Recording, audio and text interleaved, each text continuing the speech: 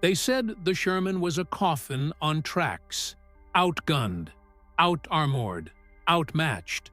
But when the dust settled across Europe, it was German steel that burned, because the Americans had something the Wehrmacht never saw coming. Something invisible. February morning, Tunisia. 1943. The sun hasn't cleared the ridgeline yet. Just that pale blue light that turns everything cold and unreal. A German tank commander stands in his cupola, scanning through dust that hasn't settled from the night's artillery. And then he sees them, 5 American Shermans, separated by broken ground, by gullies and rock formations. No line of sight between them, but they're moving like fingers on the same hand, converging, adjusting, covering angles that shouldn't be possible without seeing each other. No signal flags snapping in the wind, no dispatch riders kicking up dust between the vehicles, no flares arcing overhead, just coordination. Perfect. Instant. Impossible. The German commander reaches for his radio, one of the few in his company that can actually transmit. Static crashes through his headset. He shouts into the microphone, trying to warn his platoon leader 300 meters away. But all he gets back is white noise and the crackle of electrical interference. The Shermans keep coming, and somehow, impossibly, they know exactly where each other are. North Africa, 1943. The proving ground where American armor learned to fight, and where a quiet revolution was already unfolding. Not in the thickness of steel plate, not in the caliber of cannons, but in the invisible realm of radio waves, where America had leaped a generation ahead, and the Germans were still fighting blind. 8,000 miles from Detroit's assembly lines, from Chicago's engineering labs, from the factories that built radios for Chevrolets and living rooms, the most decisive weapon of World War II was revealing itself, and the Germans had no idea it even existed. Rewind 18 months. July 22nd, 1941, Washington, D.C., a conference room in the War Department. Charts and specifications covering every surface. The United States Army makes a decision that will echo across battlefields from Tunisia to the Rhine. They standardize 3 radio models for every medium tank America will build: SCR-508, SCR-528, SCR-538, letters and numbers that mean nothing to civilians, but to the engineers at Galvin Manufacturing, soon to be known worldwide as Motorola. These designations represent the cutting edge of electromagnetic warfare. Daniel E. Noble sits in a Chicago lab, staring at circuit diagrams that spiral across his desk like modern art. He's trying to solve a problem that seems impossible. How do you make a radio work inside a moving tank? The vibration alone would shake vacuum tubes to pieces. The electrical noise from the engine, the ignition system, the track motors. It all becomes static that drowns out every word. And that's before you add artillery shells exploding close enough to rattle your teeth.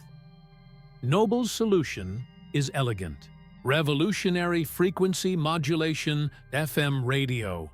The same technology that would later bring crystal-clear music into American homes. But first, it would bring crystal-clear death to German armor. Henrik Magnuski, the RF engineer who makes Noble's vision real, understands something fundamental. Information is ammunition. A tank that knows where the enemy is a tank that lives. A tank that can call for help, coordinate with its platoon, warn its friends. That tank becomes something more than just 30 tons of steel. It becomes part of a network. History's first battlefield network. The device they build weighs 181 pounds. A metal case packed with 2,548 individual components. capacitors and resistors and crystal oscillators, all built to tolerances that would make a watchmaker weep.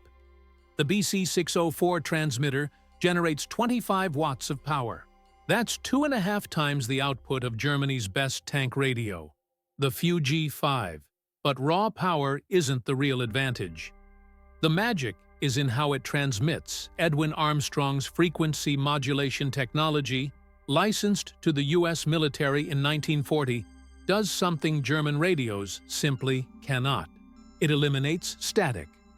While German amplitude modulation systems pick up every electrical discharge as crackling noise, while every spark plug firing becomes a burst of white noise, while battlefield chaos turns their radios into useless hissing, the American FM system delivers voices, clear, calm, human, even through artillery barrages. The BC-603 dual receivers let a Sherman commander do something no German could dream of: monitor 2 frequencies simultaneously. Listen to your platoon on one channel. Listen to company command on another. Orders flowing down. Situation reports flowing up, all in real time. All perfectly clear. All while moving at 30 miles per hour across terrain that would shake a German radio off frequency entirely. The crystal-controlled. Frequency stability is the kind of detail that wins wars. American tankers preset 10 channels before battle. Touch a switch, and you're talking to a different unit. Instant. Reliable. German radios use variable capacitors for tuning. Delicate adjustment dials that drift with every bump, every temperature change, every hour of operation. German tank commanders spend half their time trying to find the right frequency again. American commanders spend that time killing German tanks. November 8, 1942, Operation Torch. The first major American armor operation in the European theater. Landing craft ramps drop on Moroccan beaches. Sherman tanks roll onto North African sand for the first time. And every single one, every single tank, carries an SCR-508 radio suite. 100% deployment. Every tank a radio node. Every crew connected. Across the Mediterranean, Rommel's Africa Corps, the most experienced armored force Germany possesses, operates under limitations that would seem unthinkable to American tankers. A standard German tank platoon. 5 vehicles. Maybe one has a full Fuji-5 transceiver that can transmit and receive. Maybe 2, if they're lucky. The rest? Fuji-2 receivers only. They can hear orders. That's it. They can't respond, can't report what they see, can't call for help when a Sherman appears on their flank. They just listen and obey and die alone when things go wrong. The German system works through rigid hierarchy. The platoon leader transmits orders. Subordinate tanks acknowledge through action, by moving, by firing, by following. It's a system that demands iron discipline, and it has a catastrophic weakness. Kill the command tank, easily identified by its multiple antennas, and the entire platoon goes deaf and mute. American forces will exploit this weakness again, and again, and again. February 14, 1943, Kasserine Pass. The first major battle between American and German armor in World War II. Tactically, it's a German.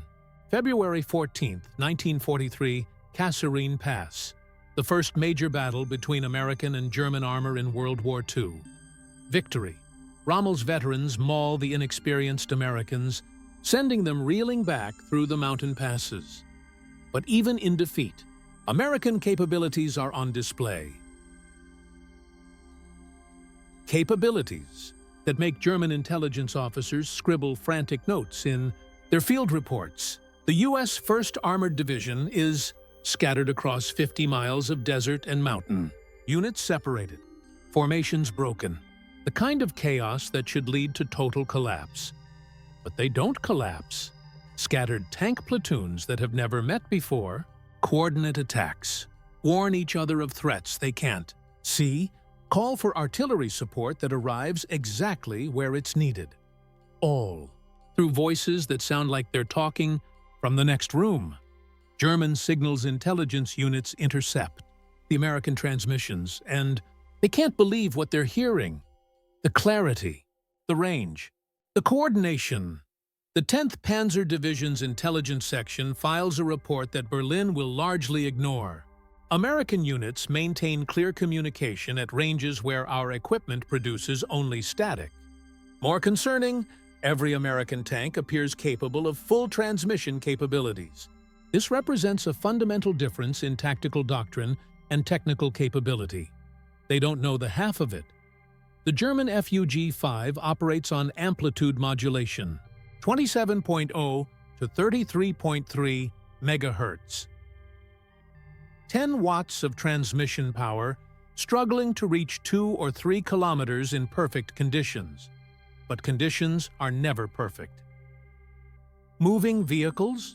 The range drops to hundreds of meters. Engine running? Static tracks churning? More static. Every electrical motor in the tank generates interference that the amplitude modulation system can't filter out. It's like trying to have a conversation while someone runs a chainsaw next to your head. And then there's the bigger problem. The one German tank crews don't talk about because it's too demoralizing. Most of them don't have radios at all. Production can't keep up. Germany is building tanks faster than it can build the electronics to put inside them. So radios go to command vehicles first, to assault guns, to units with political connections. Regular panzer companies make do with visual signals. Flags, hand, gestures, shouting.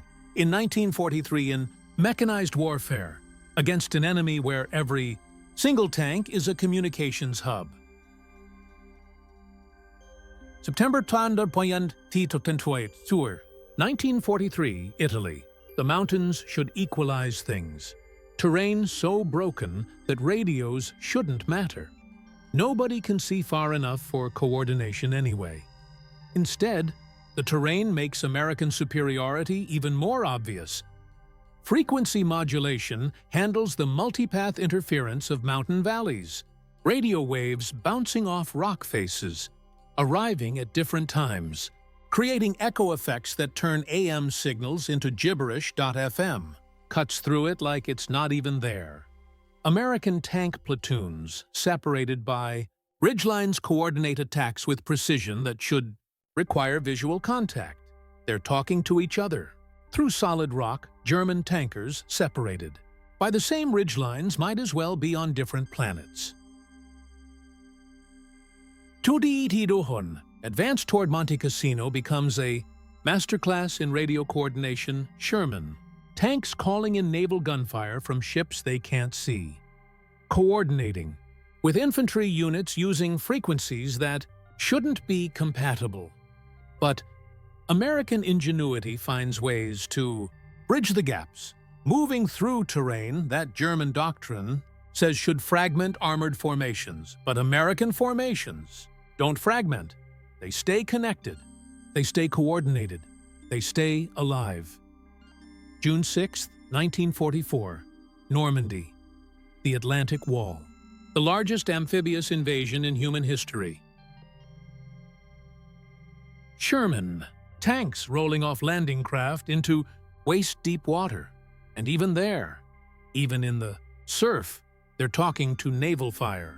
Support, calling in salvos from battleships 10 miles, offshore. Coordination that German technology cannot achieve under any circumstances.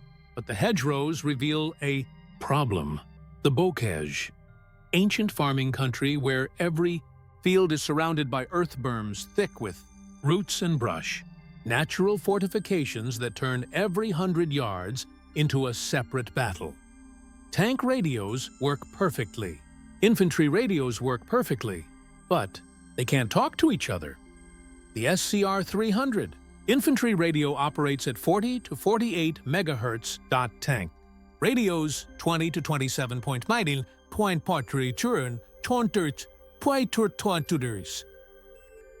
20 different frequencies, incompatible systems, so American tanks push through hedgerows, while friendly infantry 30 meters away watches German soldiers with Panzerfausts creep close, and there's no way to warn them. The radios that connect every American tank to every other tank can't reach the infantry fighting beside them. Men die in that communication gap for about 3 weeks because American sergeants don't wait for the Pentagon to solve problems. They solve problems themselves. Somebody gets the idea to mount EE-8 field telephones, the handheld phones infantry use with wire, in ammunition, boxes welded to the outside of tanks, wire them directly into the tank's internal communication system. Now infantry can run up, grab the phone, and talk directly to the crew inside. Panzerfaust team in the hedgerow, 10 o'clock. Roger, traversing left. Problem solved. By July, by Operation Cobra, though modification is standard and tank infantry coordination reaches levels the Germans have never seen. July 25, 1944, Operation Cobra. The breakout from Normandy. Major General Edward Brooks commands the 2nd Armored Division, over 200 Sherman tanks under his direct control, and he can talk to every single one of them across the line.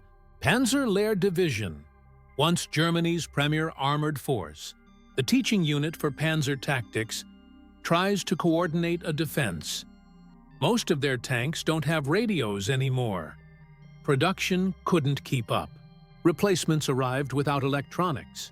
Field repairs consumed what few spare parts existed.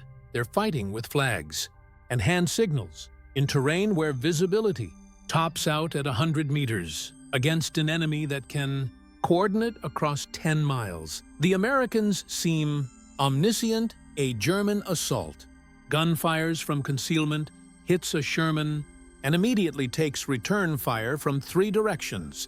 Tanks that couldn't possibly see the muzzle flash somehow know exactly where the shot came from, because a Sherman 200 meters away saw it and told everyone else. In under 5 seconds, artillery strikes land with precision that defies explanation. How does American artillery know exactly where German armor is concentrated? Because every Sherman is a forward observer. Every tank commander can call in fire missions, and those missions arrive in 3 to 5 minutes. German fire missions, when communication works at all, take 15 to 30 minutes. By then, the target has moved or died. The irony burns like phosphorus. Germany invented this. Heinz Guderian, the architect of Blitzkrieg, the man who wrote the book on armored warfare, had insisted on radios in tanks since the 1920s. His doctrine, published in Achtung Panzer in 1937, explicitly stated that rapid armored advances require reliable communication. He built the system that conquered Poland and France, and now, in 1944, his own panzer forces are fighting without the tools his doctrine demands, because German industry can't produce enough radios. In 1943, Germany manufactures approximately 5,700 medium and heavy tanks, and fewer than 2,000 FUG-5 transceivers. The math is brutal. Most tanks go to war silent. America, meanwhile, is producing radios like they're going out of style. Motorola's Chicago factory runs 3 shifts, 24 hours a day, 7 days a week, 1942. 3,800 tank radio sets, 1943, 11,400, 1944, $24,000. Total wartime production, over 50,000 SCR-500 series radios, enough for every Sherman tank America builds. all 49,034 of them, plus spares. 100% deployment. Not one tank leaves a factory without a radio suite. Not one crew goes to war unable to communicate. It's the kind of industrial mobilization that wins wars before the first shot is fired. The tactical implications transform American armored doctrine. The combat command structure, flexible task forces organized for specific missions, only works because of reliable communications. An American colonel can grab a company of Shermans from one battalion, a platoon of tank destroyers from another, a battery of artillery, some engineers, and create a custom battle group in an hour, and they'll all be able to coordinate. Different units, different commanders, different frequencies preset but compatible. They plug into the network and they work. German forces can't do this. Their rigid organizational structures aren't just doctrine. They're necessitated by limited communications. You can only coordinate with units you've trained with, units whose radio frequencies you know, units that even have radios. Flexibility requires communication, and the Germans are running out of both. September 1944. Arakorps, the 4th Armored Division, faces multiple German Panzer brigades on paper. It's not even close. The Germans have Panther tanks, the best medium tank Germany ever built. Sloped armor, high-velocity 75mm gun, superior to the Sherman in every measurable way. Except one. The Panthers can't talk to each other. Every Sherman can. Over 3 weeks of running battles, the 4th Armored destroys 281 German armored vehicles. They lose 41 Schurensic. 7-1 kill ratio against technically superior tanks. The Sherman's 75mm gun shouldn't be able to do this, but information is better than armor. Knowing where the enemy is better than having thicker steel.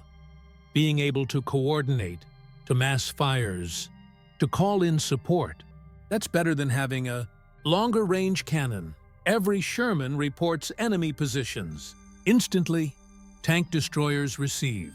Targeting information from tanks they can't see. Artillery observers riding in. Sherman command variants call in devastating barrages within minutes.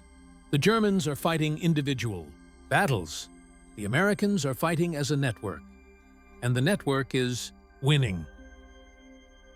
German intelligence never grasps this. They see the results. They see the coordination. They see American armor operating with precision that shouldn't be possible, and they attribute it to training. A captured intelligence assessment from September 1944 reads, American tank units demonstrate good radio discipline and coordination. This appears to result from extensive training and rigid communication procedures. They're looking right at the answer and missing it completely. They think it's about training, about discipline, about better procedures. They don't understand that every Sherman has technology, German command. Tanks can't match, so German tactics never adapt. They keep targeting supposed command tanks based on antenna configurations. They don't realize that killing an American platoon leader just means someone else takes over, without missing a beat. Because every tank can assume command functions, they keep planning. Ambushes that assume American tanks will lose. Coordination when separated. They don't understand that radio contact maintains unit cohesion across distances where visual contact is impossible. They keep fighting the war they prepared for, while Americans fight the war they invented. March 1945.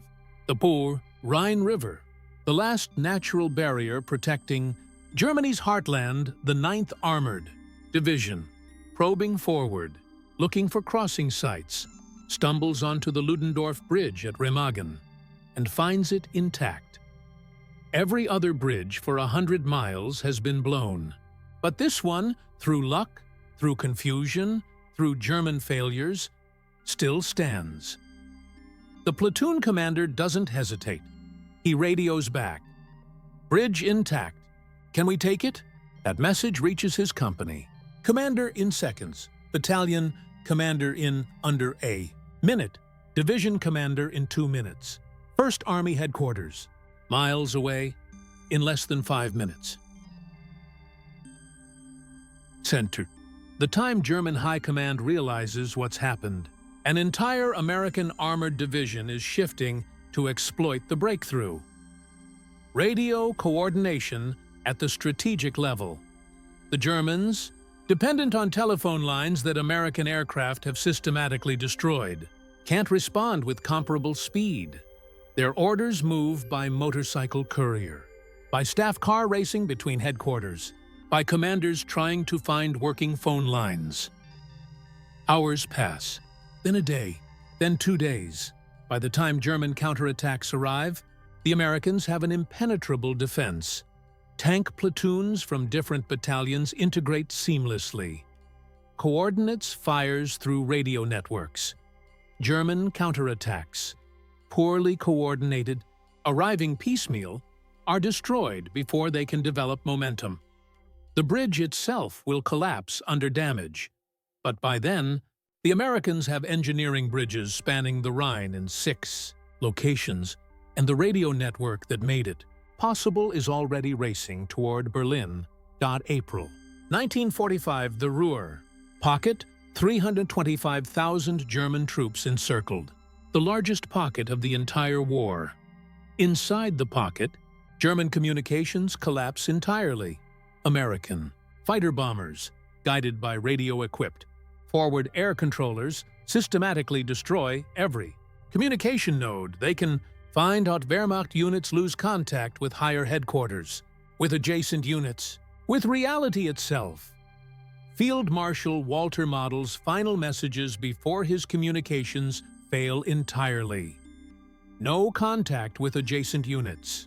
No communication with higher headquarters. Fighting continues, but coordination impossible. The pocket doesn't break out, doesn't fight through, doesn't even retreat coherently. It just dissolves.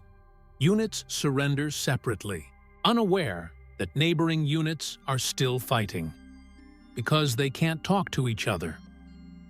While outside the pocket, American armored columns from 1st and 9th Armies coordinate a complex double envelopment entirely through radio communications.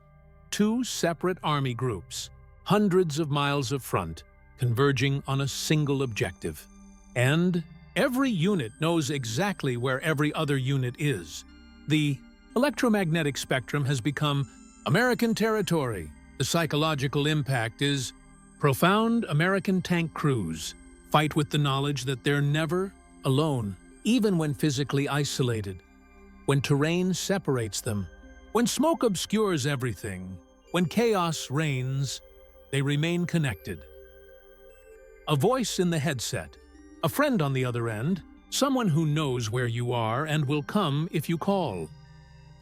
German tank crews experience the opposite. Profound isolation. They fight individual battles within larger engagements, unable to communicate, unable to coordinate, unable even to call for help. Otto Carius, one of Germany's most successful tank commanders, a man who would destroy over 150 enemy tanks, wrote in his memoir, Tigers in the Mud, about the constant challenges of limited communications. Even the best crews, in the best tanks, hamstrung by an inability to coordinate, fighting alone in the most social of all combat environments.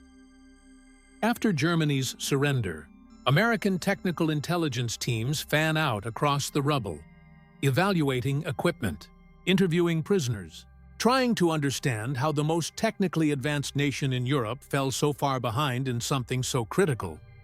U.S. Army Technical Intelligence Report number 176 concludes, German tank communications equipment was approximately 5 years behind American systems.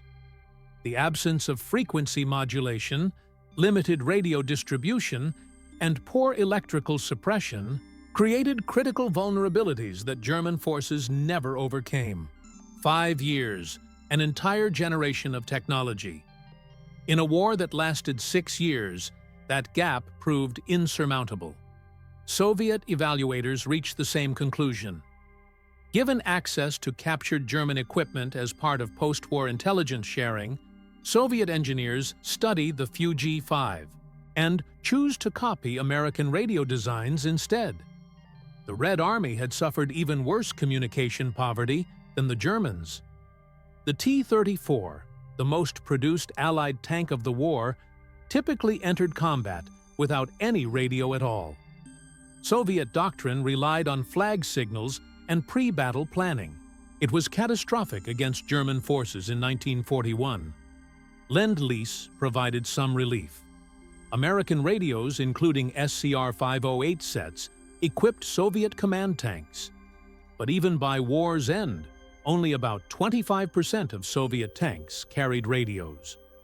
The comparison highlights American achievement. While the Soviet Union struggled to equip 1/4 of their tanks with any radios, America achieved 100% deployment of sophisticated FM systems. In over 49,000 tanks, the statistics tell the story. American radio production, SCR-508, 528, 538. Family radios, 50,000+ units. Sherman tanks produced, 49,234 radio deployment rate, 100% transmission power, 25 watts frequency stability, crystal controlled, +0, 0.11% range while moving. 7 miles, range stationary, 10 to 15 miles, German radio. Production, Fuji-5 transceivers, approximately 6,000 units. Medium-heavy tanks produced. Approximately 12,000 full transceiver deployment rate. Approximately 20% transmission power. 10 watts frequency stability. Variable, +1% range while moving. 0. 5 to 1 mile range stationary. 2 to 3 miles combat. Effectiveness. Average time for American fire mission. 3 to 5 minutes average time for German fire mission.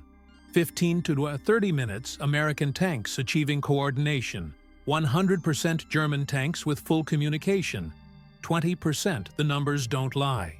Information dominance outweighed platform superiority.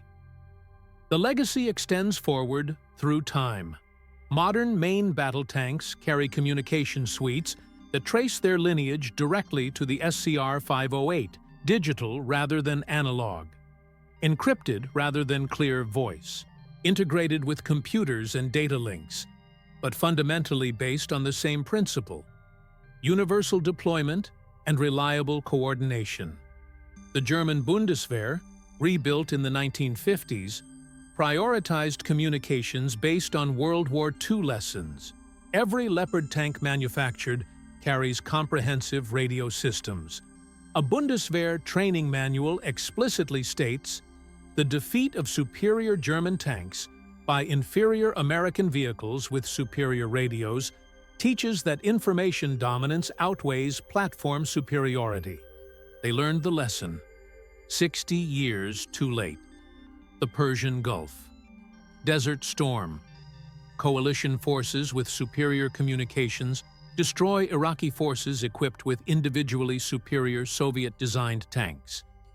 But inferior radios. The same lesson.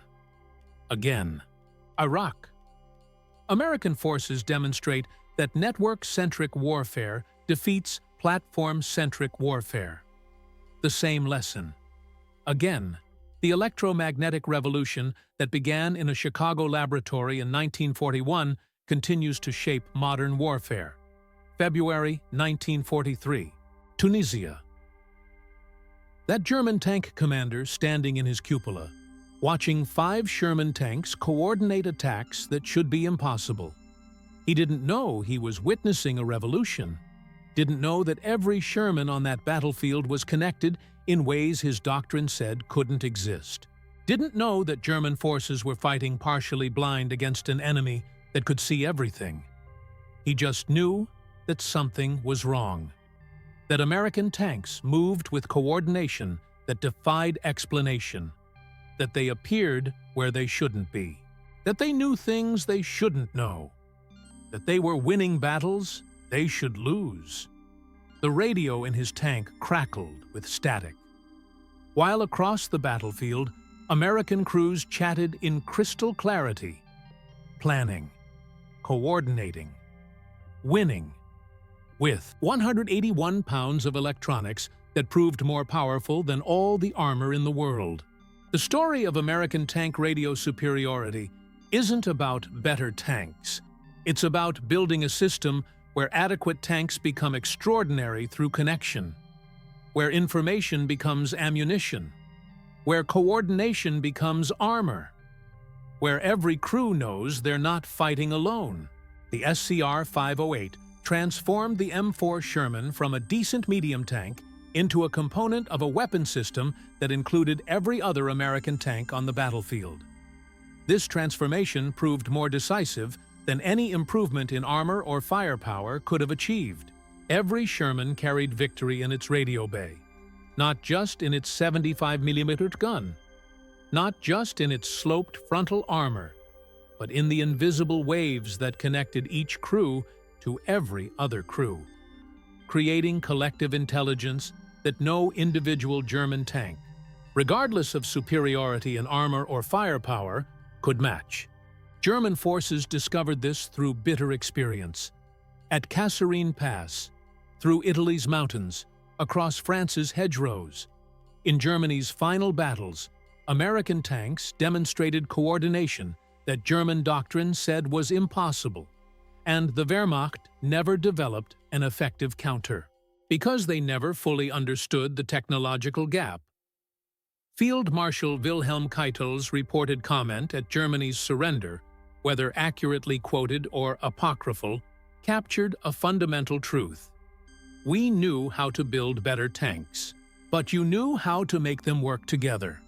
America had built not just 49,234 Sherman tanks, but 49,234 nodes in the world's first armored battlefield network. The revolution in military affairs that historians identify with modern network-centric warfare actually began in 1942 when the first Sherman with an SCR-508 entered combat. From that moment, warfare changed forever. The side with superior communications would defeat the side with superior weapons. The network would defeat the platform. The connected would overcome the isolated. This transformation occurred largely invisible to German forces. They saw American tactical superiority, but they didn't recognize its technological foundation until far too late. By the time German commanders understood that every Sherman tank possessed communication capabilities that most German tanks lacked, the war was effectively decided. Germany's failure to recognize and adapt to American communication superiority stands as one of World War II's great intelligence failures. Despite countless battlefield encounters demonstrating American coordination advantages, despite reports from the front describing impossible American capabilities, despite clear evidence that something fundamental had changed, German leadership never prioritized solving their critical communication weakness. They continued building superior tanks that fought as isolated individuals, while American forces built adequate tanks that fought as coordinated teams. In the end, the electromagnetic waves carried by SCR-508 radios proved more powerful than armor-piercing rounds fired by German 88mm guns. The ability to coordinate, to share information instantly, to fight as a unified force rather than as individual vehicles, this invisible advantage determined victory more surely than any visible superiority in armor or armament. The Sherman tank's radio superiority changed warfare forever, establishing the principle that in modern combat, connection equals survival, and isolation equals defeat. German troops discovered this reality on battlefields across 3 continents.